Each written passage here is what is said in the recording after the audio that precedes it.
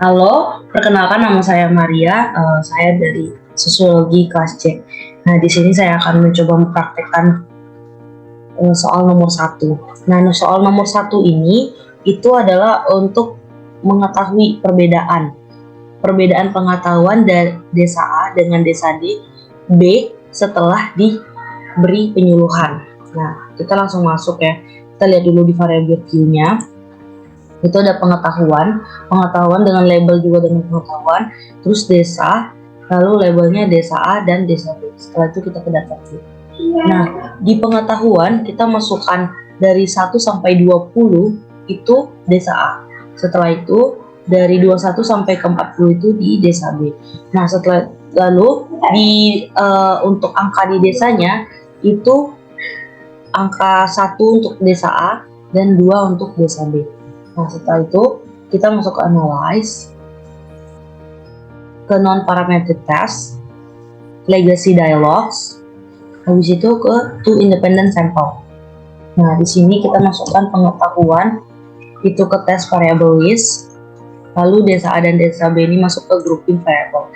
Lalu kita ke define groups. Nah, group 1 itu 1, group 2 itu 2, continue, dan test type-nya itu main with new. Oke. Nah, hanya hasilnya udah keluar. Nah, kita bisa lihat di signifikan to tail-nya itu di 0,183. Berarti hipotesis terdapat perbedaan pengetahuan dari pengetahuan masyarakat desa A dengan desa B itu ditolak. Karena signifikansinya itu adalah 0,05. Jadi ditolak.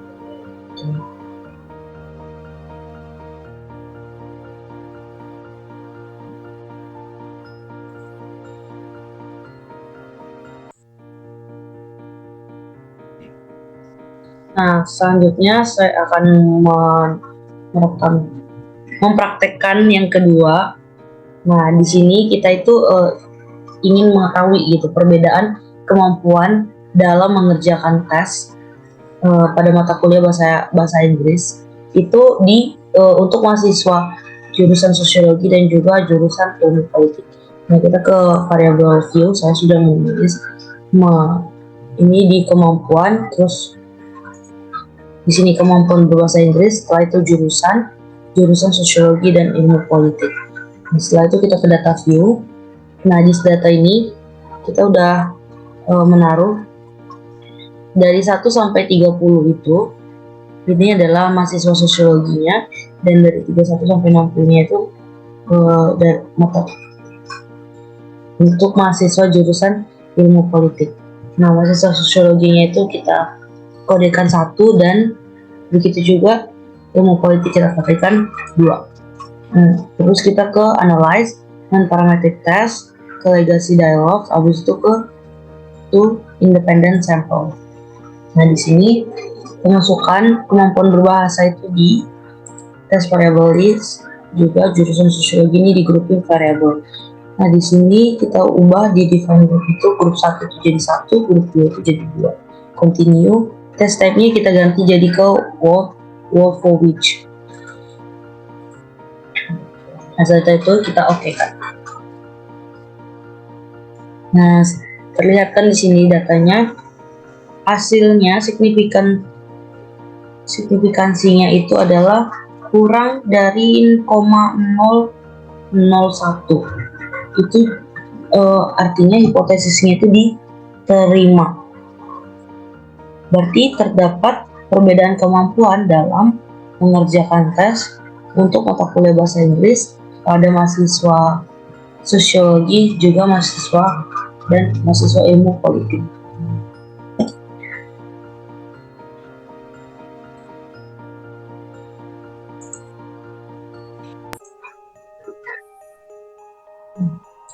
Oke, selanjutnya akan mempraktekkan soal yang ketiga. Nah, soal yang ketiga ini adalah terdapat perbedaan motivasi belajar mahasiswa itu sebelum dan sesudah ruangan kuliah dipasang AC. Nah, kita masuk ke variabel view. Lalu kita ke sebelum, ini namanya itu sebelum, terus di labelnya sebelum pasang AC. Setelah itu di sesudah dengan label sesudah pasang AC. Setelah itu kita datang ke data view, sebelum, dan ini sesudah. Nah, alasan menggunakannya adalah kita ingin mengetahui perbedaannya dan juga data ini berpasangan. Nah, setelah itu kita ke analyze, ke non-parametric test, legacy dialogs, lalu ke to relate samples. Nah, di sini kita masukkan sebelum pasang AC itu di variabel 1 dan sesudah pasang AC itu dia di variabel 2. Nah, test type-nya itu adalah will also. Kita klik OK. Nah, di sini kita sudah bisa melihat ya datanya. Tingkat motivasi belajar mahasiswanya itu di negative ranks-nya itu menurun, artinya kan ada 2 responden yang menurun. Terus di tingkat mahasiswanya itu semangat gitu, maksudnya kayak positif itu ada 16 responden. Terus ada ties itu kayak tidak mempengaruhi apapun, itu ada 2 responden. Nah, setelah itu kita lihat di signifikan to tail-nya. Signifikan to tail-nya di sini adalah 0,003. Nah, maka artinya hipotesis tentang motivasi mahasiswa belajar itu di sebelum dan sesudah ruang AC itu dipasang itu diterima.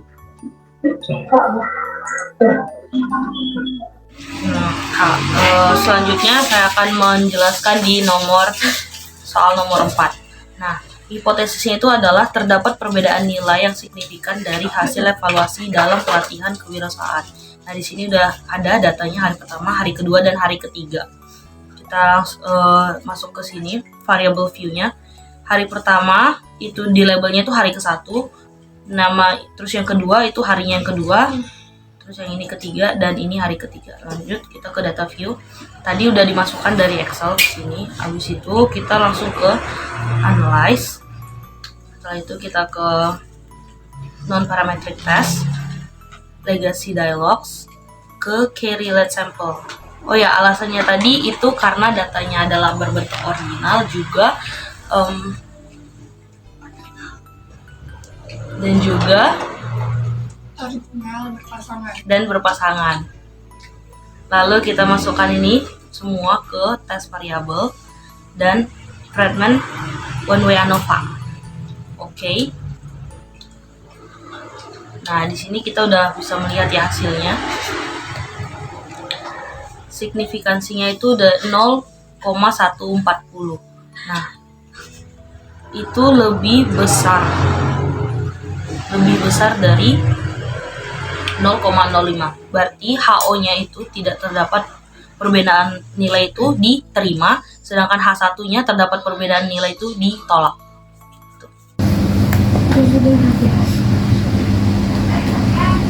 Nah, jadi di sini kita akan menjawab soal nomor 5. Di sini hipotesisnya itu adalah terdapat perbedaan jumlah orang tua yang memberikan makanan tinggi protein pada balita sebelum dan sesudah dilakukan penyuluhan. Nah, alasan memilih McNemar ini merupakan karena dia itu 2 sampel yang berhubungan. Data itu bersifat dikotomi table kontingensi 2x2. Nah, di sini juga kita ingin melihatkan perubahan dari sebelum dan sesudah diberikan intervensi gitu. Nah, di sini udah ada datanya dan kita ke SPSS. Nah, di SPSS juga saya sudah selesai melakukan ini, melanjutkan ini. Terus kita lihat di sini nama itu sebelum, lalu labelnya sebelum penyuluhan, lalu di nama, terus labelnya sesudah penyuluhan. Nah, supaya gampang untuk membaca datanya nanti, maka kita buat di value labelsnya itu value 1 itu memberikan protein, 2 tidak memberikan protein. Begitu juga yang ada di sesudah, memberikan protein dan tidak memberikan protein. Oke. Kita lanjut ke data view, lalu kita ke analyze, lalu ke non parametric test, legacy dialogs, lalu ke to relate sample. Nah, ini sudah ada datanya kan, sebelum penyuluhan masuk ke variabel 1, sesudah penyuluhan itu masuk ke variabel 2. Nah, ini kan Wilcoxon, kita ubah ke McNamara. Oke. Nah, jadi datanya udah ada di sini, guys. Nah, di sini sebelum penyuluhan memberikan protein dan sesudah penyuluhan tetap memberikan protein itu ada 4 responden. Lalu sebelum penyuluhan memberikan protein dan sesudah penyuluhan tidak memberikan protein itu ada 2 responden.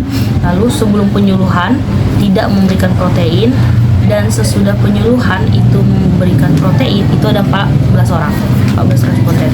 Nah, sebelum penyuluhan tidak memberikan protein dan sesudah penyuluhan tetap tidak memberikan protein itu ada 10. Nah, di sini signifikan to tail-nya itu adalah 0,004. Berarti hipotesisnya diterima kan, karena signifikansinya itu 0,05. Gitu. Nah, jadi di sini saya akan melanjutkan praktek videonya untuk nomor 6.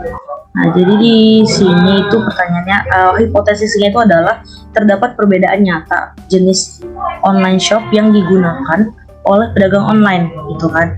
Nah, berdasarkan data di sini, saya melihat ini cocok pakai uji Cochrane.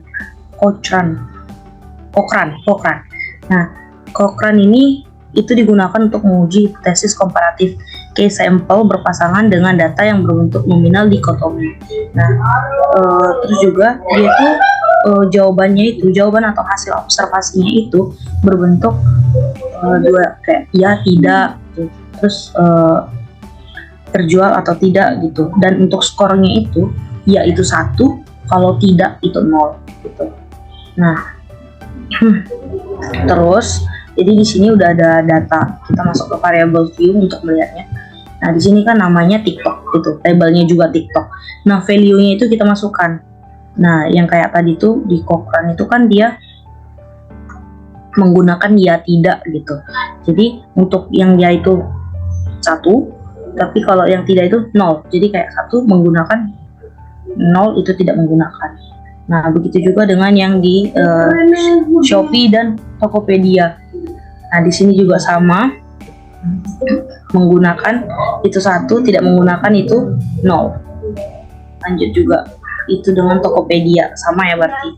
Nah, selanjutnya kita ke data view. Lalu kita ke analyze. Lalu kita ke non-parametric task. Lalu ke legacy dialogues. Lalu ke key relate sample. Nah, ini kita masukkan semua datanya. Masukkan ke test variable. Setelah itu kita ubah dari nah itu ke Cochrane. Oke.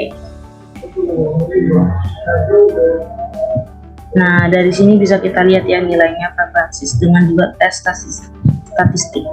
Nah, nilai signifikan di uji Cochrane ini, kalau dia signifikannya itu lebih besar daripada 0,05, HO-nya diterima. Tapi kalau signifikannya itu kurang dari 0,05, berarti dia ditolak. Nah, berdasarkan signifikansinya itu di sini 0,852. Itu lebih dari 0,05. Sehingga hipotesisnya itu ditolak. Jadi, kesimpulannya itu adalah tidak ada perbedaan nyata jenis online shop yang digunakan oleh pedagang online yang ada di kecamatan A. Begitu. Oke. Nah, sekarang saya akan melanjutkan nomor 7. Nah, nomor 7 ini hipotesisnya itu adalah terdapat perbedaan jumlah suara yang signifikan yang diperoleh 5 calon bupati di Pilkada 2024. Nah, di sini saya menggunakan C kuadrat. Alasannya itu karena satu sampel ini adalah teknik statistik yang digunakan untuk menguji hipotesis bila di mana dalam populasi terdiri dari 2 atau lebih, di mana berbentuk nominal dan sampelnya besar. Nah, di sini kan sampelnya besar ya, ada 400. Nah, terus uji ini dilakukan untuk menguji perbedaan lebih dari 2 proporsi untuk data kategoriknya. Nah, lalu kita langsung ke variabel Q aja nih kan. Nah, di sini nama, lalu labelnya itu nama calon, dan value-nya ini kita masukkan nama calon tadi. Nah, ini kayak 1 Tarmizi Saad, 2 Junaidi Surya, 3 Herman Suhadi, 4 Yusni Yazid, 5 Vulkan. Oke. Nah, dinilai, kita masukkan nilai, terus di labelnya juga sama nilai. Nah, kita langsung ke data view. Nah, untuk nama itu tadi udah ada kodenya kan, kita bikin 1, 2, 3, 4, 5, dan nilainya ini adalah responden tadi, responden yang ada di Excel. Langsung kita ke analyze, lalu ke descriptive statistik, lalu ke cross tab. Nah, di sini nama calon itu kita masukkan ke row, lalu nilai itu kita masukkan ke column. Nah, di statistik itu kita masukkan ke chi-square. Continue. Oke. Nah, di sini udah ada hasilnya kan. Kita lihat langsung di signifikan to site. Nah, di sini 0,22. Nah, 0,220 ini itu lebih besar dari 0,05. Maka hipotesisnya ini ditolak. Jadi tidak ada perbedaan antara perbedaan jumlah besar, jumlah suara yang signifikan dari 5 calon bupati Kabupaten Bangka dalam pilkada di 2024. Begitu. Sekian.